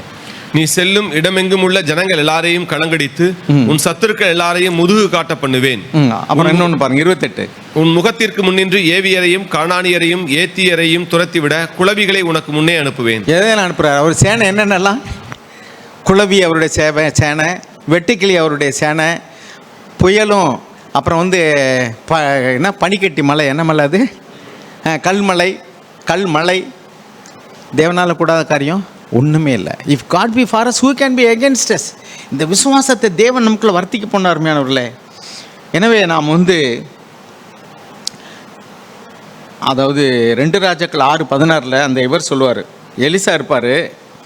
எலிசாவனுடைய வேலைக்காரன் சொல்லுவார், ஐயோ நம்ம பாருங்கள், நான் போனேன் வெளியில், மலையை சுற்றி இருக்காங்க, நாங்கள் என்ன செய்வோம்னு தெரியல. 2 ராஜாக்கள் 6:15 அதை வாசிங்க. அதுக்கு அடுத்து ஜெபம் பண்ணுவோம். தேவனுடைய மனுஷனின் வேலைக்காரன் அதிகாலமே எழுந்து வெளியே புறப்படுகையில் இதோ ராணுவமும் குதிரைகளும் ரதங்களும் பட்டணத்தை சுற்றி கொண்டிருக்க கண்டான். அப்பொழுது வேலைக்காரன் அவனை நோக்கி, ஐயோ என் ஆண்டவனே, என்ன செய்வோம் என்றான். 16. அதற்கு அவன், பயப்படாதே, அவர்களோடு இருக்கிறவர்களை பார்க்கிலும் நம்மோடு இருக்கிறவர்கள் அதிகம் என்றான். பாருங்க, அவன் கண்கள் திறக்கப்பட்டிருக்கு. நம்ம விசுவாச கண்கள் திறக்கப்படல. அவனோடு இருக்கிற பார்க்கிலும் நம்மோடு இருக்கிறவர் எப்படி பண்ண? நம்மோடு இருக்கிறவர் அதிகம். இன்னொன்று நிலைக்கு, உலகத்தில் இருக்கிறவனிலும் உங்களில் இருக்கிறவர் பெரியவர். இந்த விசுவாசம் நமக்கு இல்லை. நீங்கள் கேளுங்க, ஆண்டவரே எனக்கு விசுவாசத்தை வர்த்திக்க பண்ணுங்க. எனக்குள்ள பயம் வருது, எனக்குள்ள கவலை வருது, எனக்குள்ள அச்சம் இருக்குது, எனக்குள்ள தைரியம் இல்லை, எனக்குள்ள விசுவாசம் இல்லை, எனக்கு வியாதியை பற்றிய பயம், மரணத்தை பற்றிய பயம், பிசாசை பற்றிய பயம், சாபத்தை பற்றிய பயம், மனுஷனை பற்றிய பயம், எதிர்காலத்தை குறித்த பயம், எனக்குள்ள பயம் பயம் பயம் இருக்கு. தேவன் சொல்ற, பயப்படாத. தேவன் என்ன சொல்றாரு? பயப்படாத, நான் உன்னோடு கூட இருக்கிறேன். ஏசாயா 41:10 ஞாபகம் வச்சுங்க. கடைசியில் இன்னொரு வசனத்தை வாசி முடிப்போம். சங்கீதம் 112:7-8 வாசிங்க. சங்கீதம் 112:7-8. துர்ச்செய்தியை கேட்கிறதுனால் பயப்படான், அவன் இருதயம் கர்த்தரை நம்பி திடனாயிருக்கும். துர்ச்செய்தியை கேள்விப்படனால அவன் பயப்படான், அவன் இருதயம் கர்த்தரை நம்பி. அப்போ கர்த்தரை நம்பும்போது தான் எந்த துர்ச்செய்தியாக இருந்தாலும் சரி, ஐயோ திருட வந்துட்டான், ஐயோ குண்டை போட போகிறான், ஐயோ பஞ்சம் வருது, ஐயோ பூமி அதிர்ச்சி வருது, எது வேணாலும் வரட்டும் யா, கர்த்தர் நம்மோடு கூட இருந்தால் ஒன்றும் கவலைப்பட வேண்டாம். 8 வசனத்தை வாசிங்க அடுத்து. அவன் இருதயம் உறுதியாய் இருக்கும். அவன் தன் சத்துருக்களில் சரிக்கட்டுதலை காணும் மட்டும் பயப்படாதிருப்பான். சத்துரு பழைய ஏற்பாட்டில் மனிதர்கள், புதிய ஏற்பாட்டில் நமக்கு மாம்சத்தோடும் ரத்தத்தோடும் போராட்டமே இல்லை. நமக்கு சத்துரு யார் தான்? ஒரே ஒரு சத்துரு. யார் அது? சாத்தான். நமக்கு அச்சத்தையும் பயத்தையும் கொண்டு வர்றான். கெட் பிஹைண்ட் மீ சாத்தான், எனக்கு பின்னாக போ சாத்தானேன்னு சொல்லுங்கள். நம்ம அப்பொழுது தேவனை நம்பி திடனாக இருப்போம். எதுக்கும் கவலைப்பட வேண்டாம். நமக்கு தடை வருமா? வரும். எத்தனையோ பிரச்சனைகள் வரலாம், தடை வரலாம். விசுவாசத்தோடு கூட திரும்ப திரும்ப ஜெபம் பண்ணுங்க. தைரியமாக ஜெபம் பண்ணுங்க. உபவாசம் இருந்து கூட ஜெபம் பண்ணுங்க. உங்களுக்கு தடையாய் நின்றதெல்லாம், தடைக்கல்லெல்லாம் படிக்கல்லாக தேவன் மாற்றுவார். தேவனால் கூடாத காரியம் ஒன்றுமே இல்லை. விசுவாசிக்கிறவர்கள் தான் பாக்கியவான்கள். Everything is possible with God to those who believe. விசுவாசிக்கிறவனுக்கு எல்லாம் கூடும். இது மனிதரால் கூட, அதுதான் தேவனால எல்லாம் கூடும். இதாங்க வார்த்தை. நம்ம திரும்ப திரும்ப கேட்குறோம். இன்னைக்கு சபைகளுடைய அவலம் என்னென்னா, விசுவாசம் இல்லாத விசுவாசிகள். பேர் விசுவாசிகள், ஆனால் என்ன இல்லை, என்ன இல்லை, நேரம் ஆச்சு, சீக்கிரம் முடிங்கன்றீங்கள. விசுவாசம் இல்லை. விசுவாசம் இல்லாத விசுவாசிகள். விசுவாசிக்கிறவனுக்கு எல்லாம் கூடும். தேவன் அந்த விசுவாசத்தை பார்த்து, அந்த 100க்கு அதிபதியினுடைய விசுவாசத்தை பார்த்து அவர் சந்தோஷப்பட்டார். இப்படிப்பட்ட விசுவாசத்தை நான் இஸ்ரவேலருக்குள்ளும் காணவில்லையே.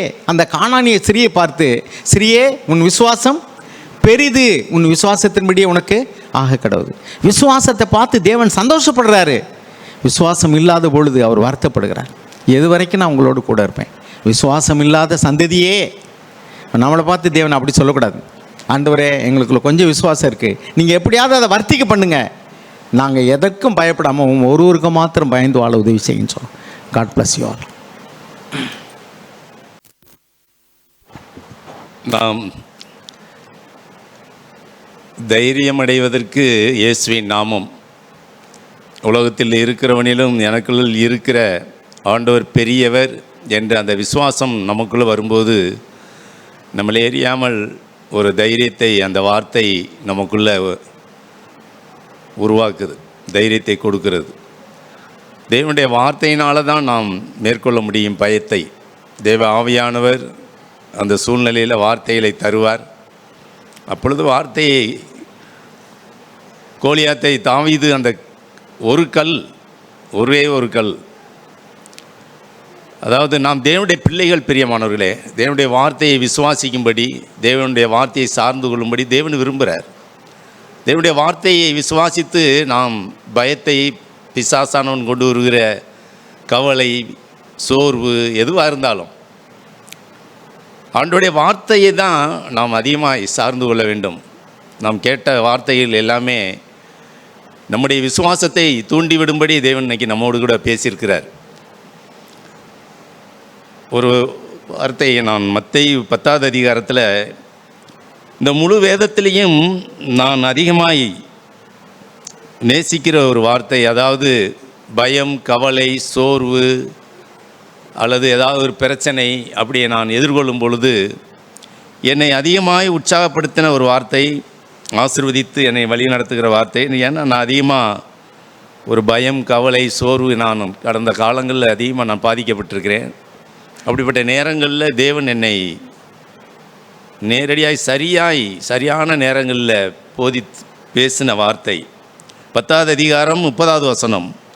உங்கள் தலையில் உள்ள மயிரெல்லாம் எண்ணப்பட்டிருக்கிறது, ஆதலால் பயப்படாதிருங்கள். அநேகம் அடைக்கலான் குருவிகளை பார்க்கிலும் நீங்கள் விசேஷித்தவர்களாக இருக்கிறீர்கள். உங்கள் தலையில் உள்ள மயிரெல்லாம் அப்படின்ட்டு அது எண்ணப்பட்டிருக்கிறதாம். எனக்கு என்ன அதில் யோசிக்கிறேன் அப்படின்னா, ஒரு தலைமுடியை குறித்து அவர் கரிசனையோடு அக்கறையோடு அதை எண்ணி கணக்கில் வைக்கிறாருன்னு சொன்னால், நான் சந்திக்கிற சின்ன சின்ன பிரச்சனைகளை அவர் கவனிக்கிறார். அவர் எனக்கு உதவி செய்யும்படி. ஒரு தலைமுடியை குறித்து நான் அற்பமாக என்றேன், ஆனால் அவரோ அதை கவனிக்கிறார், கணக்கில் எடுத்துக்கொள்கிறார். ஒரு தலைமுடிக்கு அவர் சிரத்தை எடுக்கிற தேவனாக இருக்கும்போது என்னை குறித்து அவர் சிரத்தை எடுக்க மாட்டாரா? என்னை நான் சந்திக்கிற இந்த பிரச்சனை, இந்த சோதனை, இதை காரியத்தில் எனக்கு தேவன் உதவி செய்ய மாட்டாரா? கண்டிப்பாய் செய்வார். ஏன்னா நான் அவருடைய பிள்ளை, நான் விசேஷமானவன். அவரை ஏற்றுக்கொண்டவர்கள் எத்தனை பேர்களோ அத்தனை பேர்களுக்கும் அவருடைய பிள்ளைகளாகும்படி அதிகாரத்தை கொடுத்திருக்கிறார். அதிகாரம், அந்த அதிகாரத்தில் நாம் என்ன செய்யலாம் அப்படின்னா இந்த பயத்தை புறம்பே தள்ள முடியும். பயம்ங்கிறது பிரதர் பேசுனது போல் அது நம்மை ஏமாற்றிவிடும், வஞ்சனை. அது நம்மை ஆவிக்குரிய வாழ்க்கையை முடக்கிவிடும். அது மோசமானது தான். பிசாசானவன் கையாளுகிற ஒரு பெரிய ஆயுதம் அது. எனக்கு இன்னொரு வார்த்தை பிடிக்கும். என்னென்னா, பயம் வரும்பொழுதெல்லாம் தேவன் என்னை பார்த்து ஒரு வார்த்தையை பேசுகிறார், சொல்லுகிறார். அது என்னுடைய காதில் விழுவதைப் போல் இருக்கும். அது என்னென்னா, கிதியோன் மீதியானியர் கையில் அந்த கோதுமையை, அவர்கள் ராத்திரி நேரங்களில் படையெடுத்து வந்து விளைஞ்ச கோதுமையை அடிச்சுட்டு போயிடுவாங்க, அள்ளிட்டு போயிடுவாங்க. அவனும் ராத்திரியில் அவங்க வந்து இப்படிலாம் பண்ணுறாங்கன்னு இவன் போய் ராத்திரியில் எல்லாத்தையும் இருக்கிறத சேகரித்து எப்படியாவது அள்ளிட்டு வீட்டுக்கு வந்துடுவோம் அப்படின்னு சொல்லி வேலையை அந்த களத்தில் கோதுமையை அடித்து கொண்டிருக்கிறான். அந்த நேரம் தேவதூதன் வர்றார். இவனா பயந்து தொடநடுங்கி எப்படியாவது அவங்கள்ட்டேருந்து பாதுகாக்கணும் இந்த கோதுமையேன்னு அவன் பயந்து போய் தான் வேலை செஞ்சுக்கிட்டு இருக்கிறான். ஆனால் தேவதூதன் வந்து நின்று சொல்கிறாரு, பயப்படுகிற ஒரு மனுஷனுக்கு தேவன் பாருங்கள் சொல்லி வச்சுருக்க ஒரு ஆறுதலான வார்த்தை. தேவன் எப்போவுமே வந்து நம்மளை வந்து டிஸ்கரேஜ் பண்ணி, அதாவது நம்மளை வந்து அதைரியப்படுத்துகிற தேவன் இல்லை. நம்முடைய பலவீனத்தில் பலன் தந்து தாங்குகிற தேவன்.